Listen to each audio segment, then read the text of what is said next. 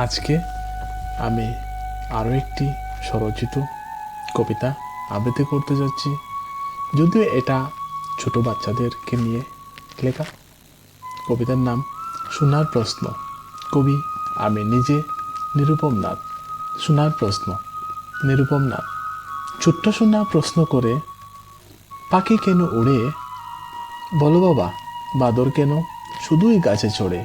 উত্তরে বলি, আকাশে পাখি উড়ে তার ডানায়, বাদর গাছে থাকে কারণ তার বাস যে গাছের আগায়। সোনা বলে, গরু কেন খায় শুধু ঘাস? আমার ঘরে আসে না কেন মস্ত নীল আকাশ? আমি বলি, মাগো আমার, ঘাস গরুর খাদ্য, আকাশটা যে মহাশূন্যে আমাদের অবাধ্য। সোনা বলে, শোনো বাবা, কোথায় থাকে চাঁদ? মোদের বাড়ি আনবো তাকে, আমার ভীষণ স্বাদ। আমি বলি, উপগ্রহ সেটা, মহাশূন্যে গাথা, মহাশূন্যের বস্তু সে যে রাতের আলো দাতা। সোনার প্রশ্ন শেষ হয় না, যেন বিশাল নদীর চর, জবাব দিয়ে শুকিয়ে গেল আমার গলার স্বর।